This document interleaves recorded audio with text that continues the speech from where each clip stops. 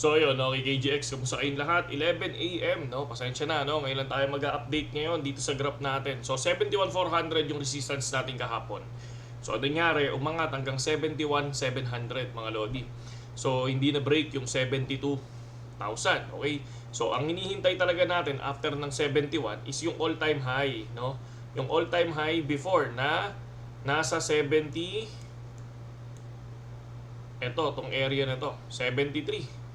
So, kunin nila to, tong mismong resistance na to, tong area na to, or 73,600 or 72,800 mga lodi. Okay? So far ito, gumawa tayo ng panibagong resistance natin mga idol.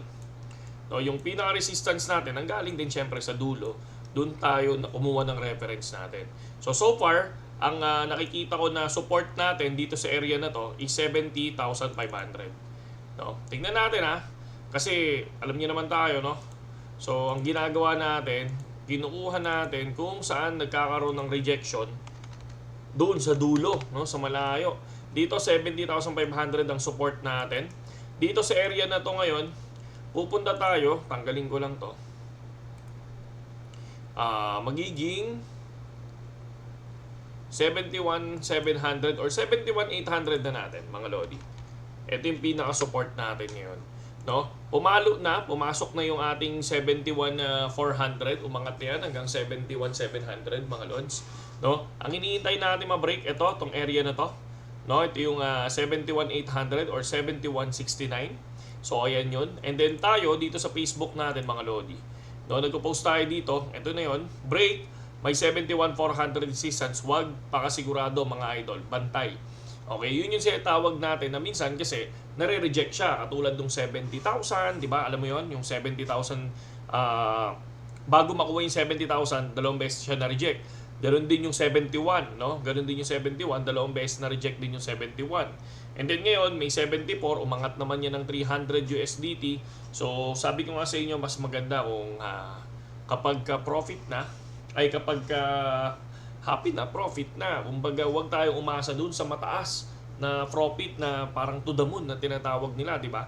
So ako, lagi akong gumuguhit. Ang ginagawa natin, ayan, yung pinapakita ko sa inyo.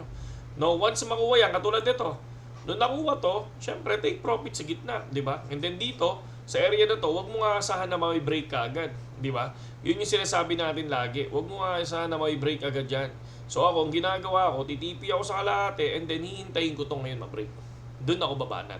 Ngayon, pag hindi na break yan, kunyari, for example, ito, kitang-kita naman, dalawang tuktok, no? Saktong-sakto, dalawang tuktok. Tingnan nyo, hindi na break, ang nangyari, nag-drop. Di ba? And then ngayon, recover, gusto mag-retest. Diba? So, ayan yung napapansin natin dito. Sa karaniwan, sa mga sumusunod, sa mga TA, is nakita nilang lumipad, ang gagawin nila, sige, diretso pa yung pataas. Hindi sila nagtitipi. And then, kapag nagkaroon ng drop, bigla sila magtitipi. Talo na sila. Diba? So, ako laging ganun. Lagi akong masaya kahit na ang profit ko nga lang 300, 400, 400 a day.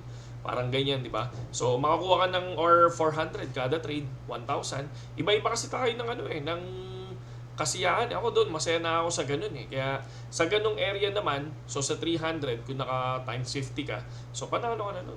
Kung ako nakakita nun, ay kung ako yung papasok, panalo ka na nun.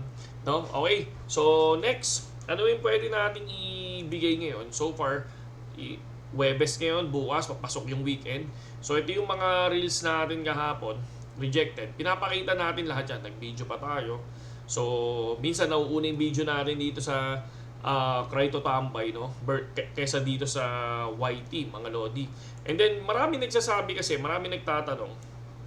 Gagawa tayo ng video natin, no? Na parang lang, no? Simple analysis lang. Kung saan ako nanggagaling minsan sa mga TA natin. Tapos kung ano yung ako para sa akin kung ano yung nakikita ko, no? Kung paano ako nagbe-base sa TA, no? Kasi ang dami nagre-request noon eh. Minsan, gawan natin. Wala akong nasa Tarlac ako ng Monday. So nandito naman ako sa Olonga po ng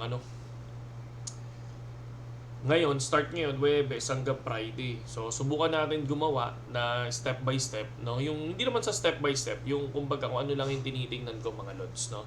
Para at least may knowledge din kayo kung paano yung ginagawa ko at kayo din kung ano yung tingin nyo, kung tama ba or mali, di ba? So yun lang naman sa ngayon KGX, at ingat lang lagi sa trade. Lagi naman natin sinasabi yan, laging may risk management, okay? Laging may risk management. Hindi pwede yung walang risk management kapag nagtitrade ka, no? Katulad ako, may cut loss ako. Siyempre, minsan pag nagkamali ako ng TA, tapos katulad nito, kunyari, nagkamali ako ng TA, biglang bumagsak, magka-cut loss ako. Di ba? So, hihintayin ko yan. So, hihintayin ko to, makuha tong area na to. So, meaning, kung sa 74 naman, kung titingnan nyo yung 71,400, o ayan, 71,400, ito, tong area na to, o ayan. So, ang kapal na niya, no? Umangat na yan hanggang dito. Di ba? Lumipad na yan. Kaya lang, ang nangyari is, hindi nagtitipi ang mga tropa. Di ba? Kapag nga sa copy trading, makikita nyo yan eh. Sa copy trading ng BitGet, mga lodi, nakikita yan, minsan 30% TP. Ganyan karaniwan yung mga diyan ko natutunan yan eh. Yung, okay pala kahit 25, 30. Kasi, mas sure sila doon. No? Yung 25%, TP na sila. Mas sure yun eh. Di ba? Yung kasi yung 70 to 100, yun, masakit yun, di ba? Ang hirap nun sa akin, mas okay na ako kung 30%. Kunyari, 1,000 ginamit mo, tapos meron kang 300. Panalo ka na nun, di ba? Panalo ka na nun. Kaya lang yung iba, karaniwan talaga, is matataas yung kasiyahan. Talagang gusto nila sobrang taas, di ba? So, wala na tayong magagawa doon, mga idol. At yun lang naman yung paalala ko sa inyo, no? Yun ang new resistance natin ngayon, 70,800. And support natin is 70,500. Okay? Saludo sa inyo lahat, KGX. Magandang umaga sa inyo lahat.